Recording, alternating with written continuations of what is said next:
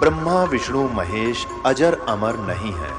इनका भी आविर्भाव अर्थात जन्म तथा तिरोभाव अर्थात मृत्यु होती है। प्रमाण के लिए देखिए देवी भागवत महापुराण। ब्रह्मा, मैं, विष्णु और शिव ये तुम्हारी प्रभाव से जन्मवान है। हम तो जन्मवान है, हमारा तो जन्म होता है और मरते हैं, नित्य नहीं है, हम अविनाशी नहीं है। फिर इंद्रादि दूसरे देवता नित्य किस प्रकार हो सकते हैं? कृपया अवश्य सुनिए जगत गुरु तत्वदर्शी संत रामपाल जी महाराज के अमृत वचन।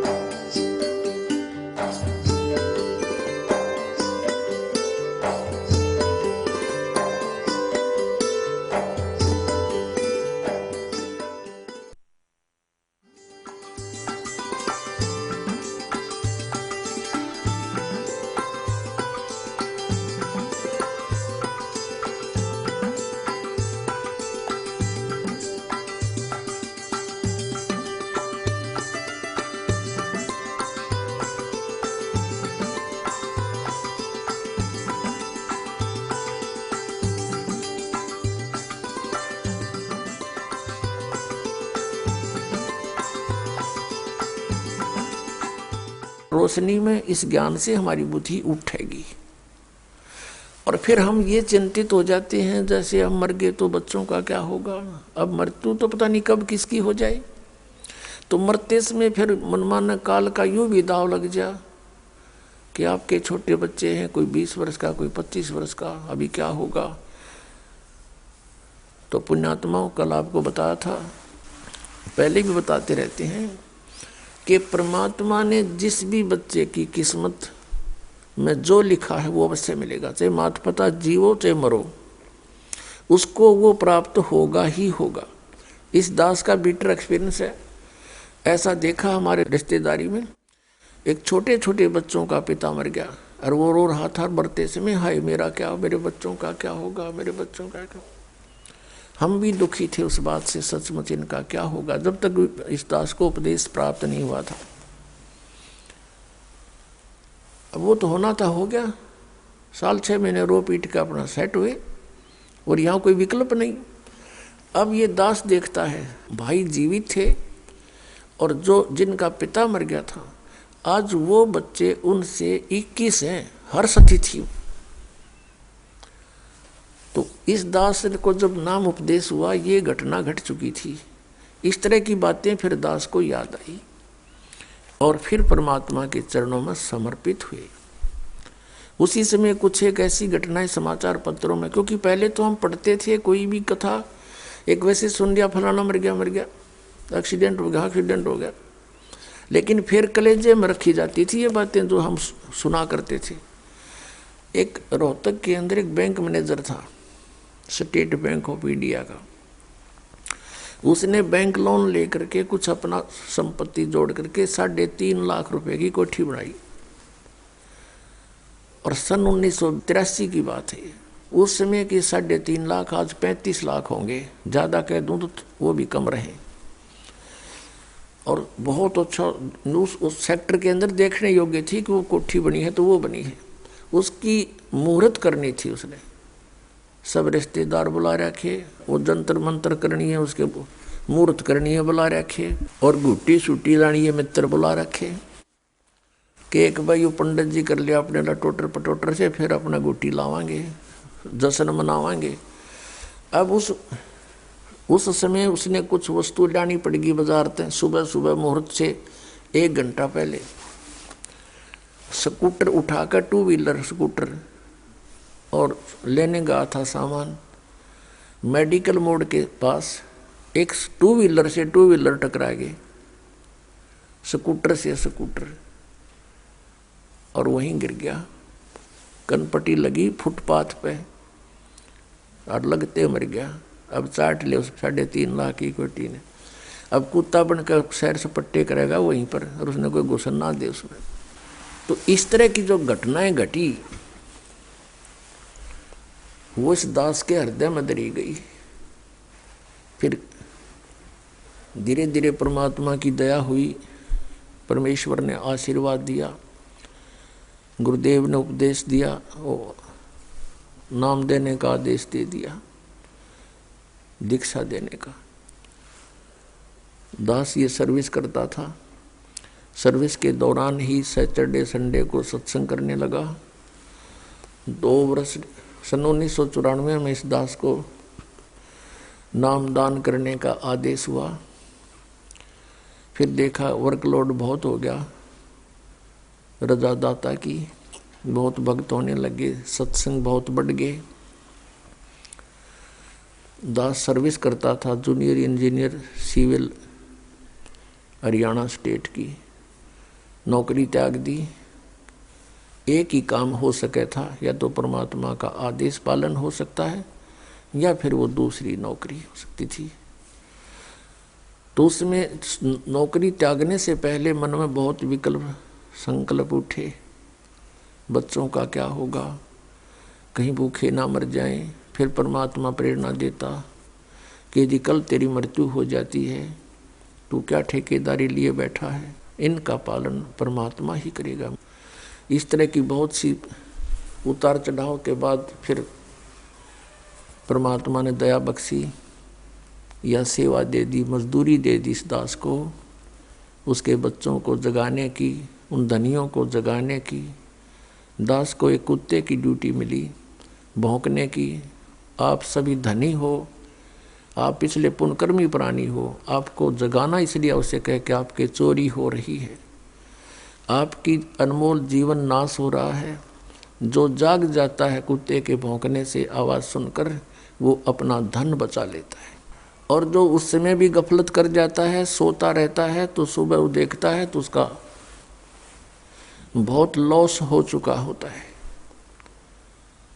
तो पुण्यात्माओं, ये वो शुभ दिन है, ये शुभ अवसर है जिसके उपलक्ष्य में ये 5 दिवसीय समागम किया गया। फागुन की अमावस्या 17 फरवरी 1988 को इस दास को उपदेश मिला। इस दास का आध्यात्मिक जन्म हुआ। उस दिन के बाद एक नए जीवन की शुरुआत हुई। आत्मा में न्यारी उमंग हुई। दिन रात भक्ति, मालिक की वाणी, सतगुरु का संग करने लगा। सन 1994 में दास ने कभी ये सोचा नहीं था स्वप्न में कि मुझे कोई ऐसा जिम्मेवारी की पोस्ट मिलेगी, दास को ये नौकरी मिलेगी या मजदूरी मिलेगी।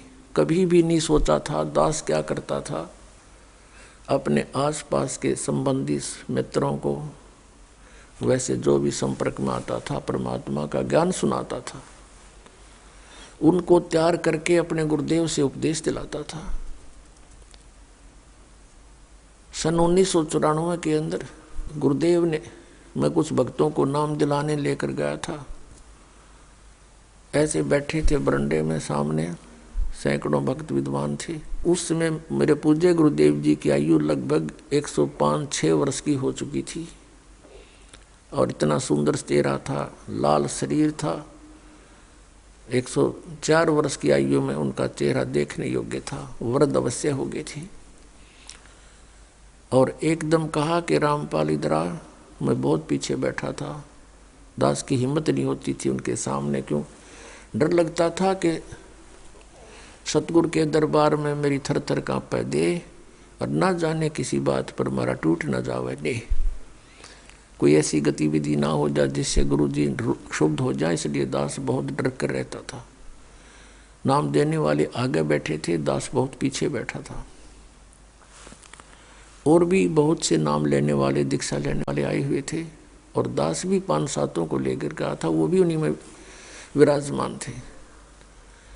मुझे पुकारा में आगे चला गया, बैठ जा, और कहा कि आज के बाद तू उपदेश दिया करेगा। और वहाँ उपस्थित सैकड़ों तो उपदेश लेने वाले थे और भी बहुत उनके पुराने शिष्य भी थे। सबसे बोल दिया कि आज के बाद मैं किसी का गुरु नहीं, और ये सब के गुरु हैं, इनसे दीक्षा लो। मैं एकदम घबरा गया, कति पसीने आ गए दास के, और वो तो अंतर्यामी थे। मैं इस चीज़ से डर गया कि इतने जिम्मेवारी की चीज़ कदे दादा ने करी ना पड़दादों ने करी नहीं, कि तो देखा नहीं, अनुभव नहीं ऐसा। वो तो अंतर्यामी थे, समझ गए कि चिंता ना करना, तेरे साथ रहूंगा, तेरे साथ मेरा आशीर्वाद सदा बना रहेगा। और फिर कहा कि विश्व में तेरे समान संत नहीं होगा। ये सब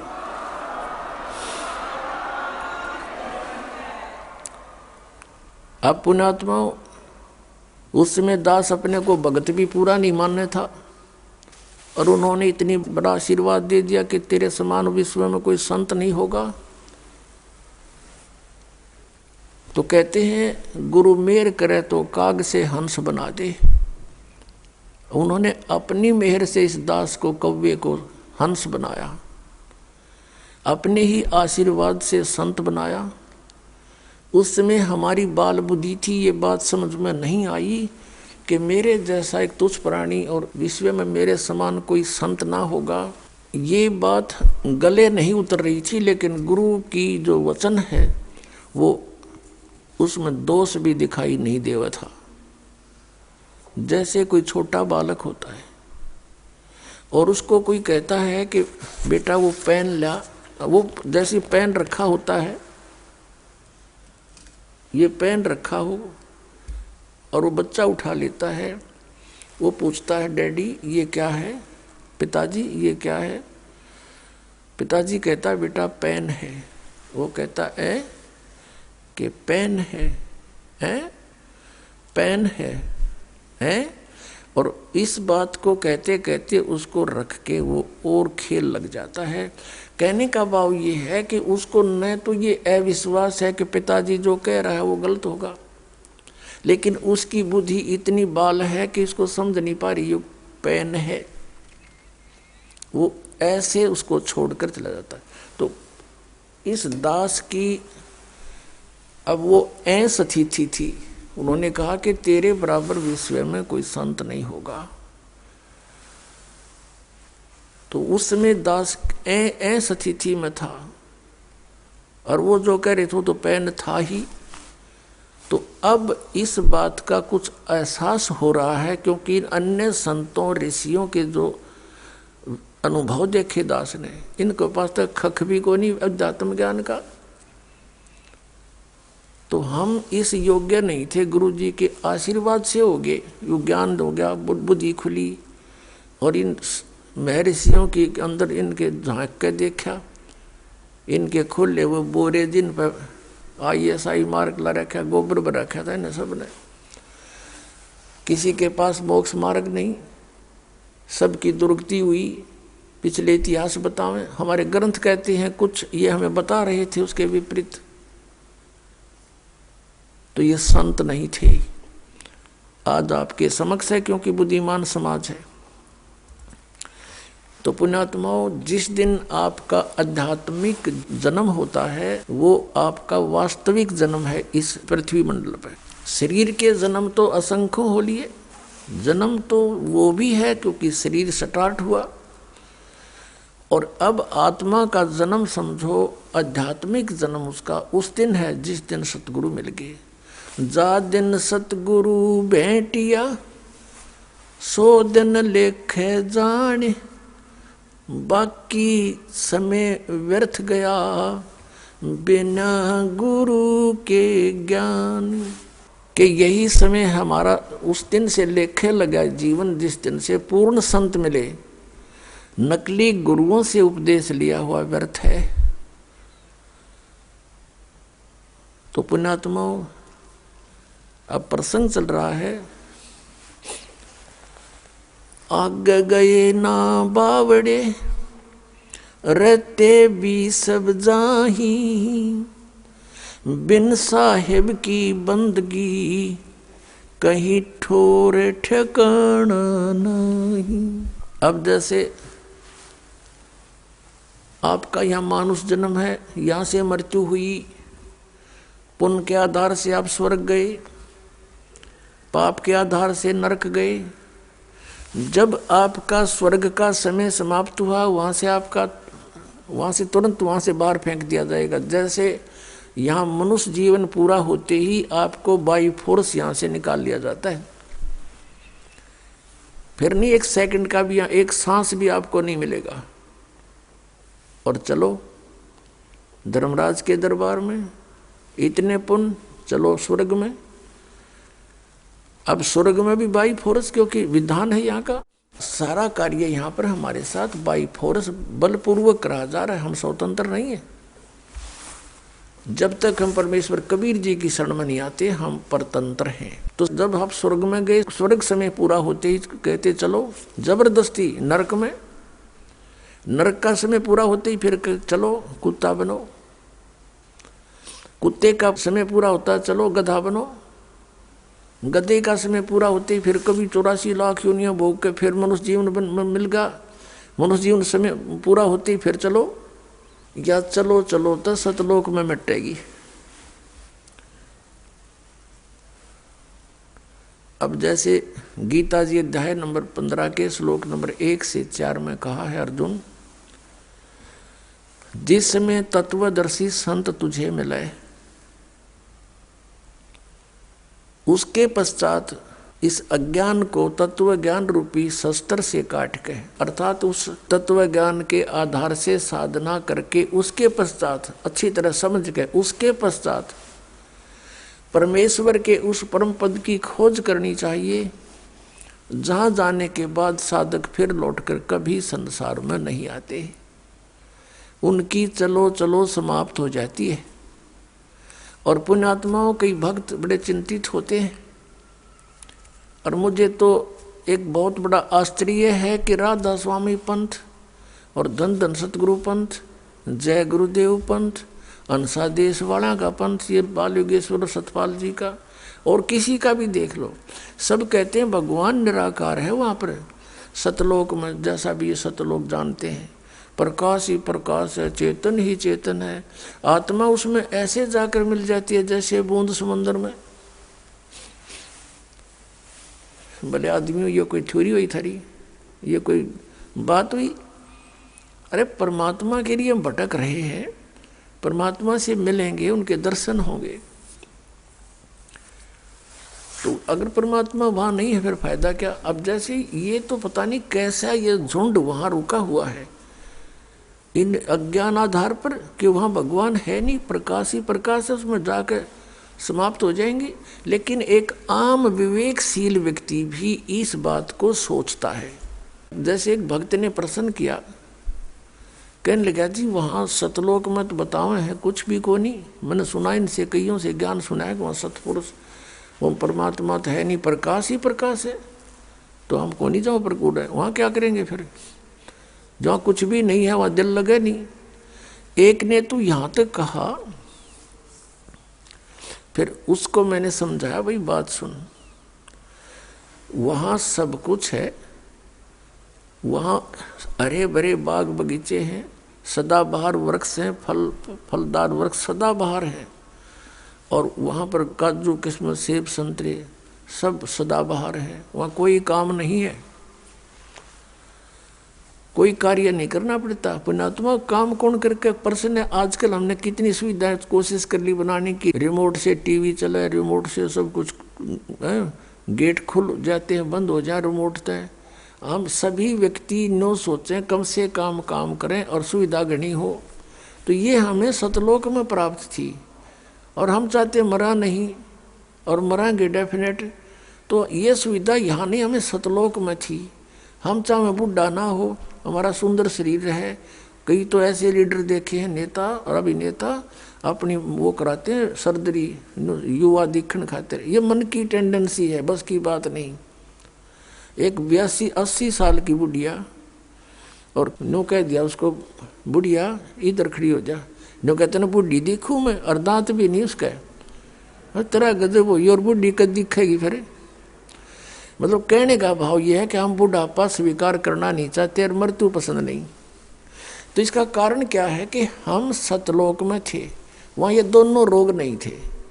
गीता जी अध्याय नंबर 7 के श्लोक 29 में कहा है कि अर्जुन, जो उस तत्व ब्रह्म की भक्ति करता है, जो जरा और मरण से छूटने के लिए, जरा माने बुढ़ापा और मरण माने मृत्यु, इसके छूटने के लिए जो प्रयत्न करते हैं वो तत्ब्रह्म से, सारे दात्म ज्ञान से और सभी कर्मों से परिचित हो चुके हैं। वो इस संसार की किसी वस्तु की डिमांड नहीं रखते। तो जरा और मरण तो सतलोक में समाप्त होगा, तो उसके लिए तत्वदर्शी संत की खोज करनी। वो तत्वदर्शी संत जो बतावे उसके आधार से भक्ति करने वाले को फिर वो सुविधा प्राप्त होती है, सतलोक प्राप्त होता, जहाँ जाने के बाद फिर कभी मृत्यु नहीं होती। अब गीता जी अध्याय नंबर 8 के श्लोक नंबर 1 में अर्जुन ने पूछा था कि वो किम तत्ब्रह्म, जो आपने 7 में अध्याय 29 में कहा है। तो गीता ज्ञानदाता ने तीसरे श्लोक में उत्तर दिया 8वें अध्याय के गीता जी में कि वो परम अक्षर ब्रह्म है। तो यहाँ प्रसंग फिर हम उसी स्थान पर आते हैं कि उस व्यक्ति को बहुत समझाया हमने कि वहाँ पर सारी सुविधाएं उपलब्ध हैं, वहाँ दूधों की नदी बहती है, वहाँ दूध खराब नहीं होते, वहाँ ऐसा आहार है। फॉर एग्जाम्पल जैसे यहाँ गंगा का जो जल है ये सतलोक से आया हुआ है, ये इस काल के लोक का नहीं है। तो इससे ही आप आइडिया लगा सकते हो, इस गंदे लोक में भी ये खराब नहीं होता जल, से 10-100 वर्ष रखो इसको कई बोतल में। और आपको एक प्रमाण देते हैं, जो हम यहाँ एक कुंभ रखते हैं जो पाठ करते हैं, और पाठी ठीक ढंग से इसका पाठ करते हैं स्वच्छ आत्मा से, तो वो जल उस मालिक की, उस सच्चिदानंद घन ब्रह्म की वाणी के उच्चारण से उसमें इतनी ताकत है परमात्मा की वाणी में कि वो जल गंगा जल से भी श्रेष्ठ बन जाता है।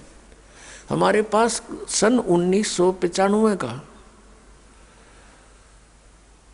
एक बोतल में जल रखा है, एक बहन के घर रखा, हम सत्संग क्या करते गाँव में, नगर नगर में जाके, तो उसके पास रखा था एक बोतल में, लगभग वो 2-3 किलो की होगी।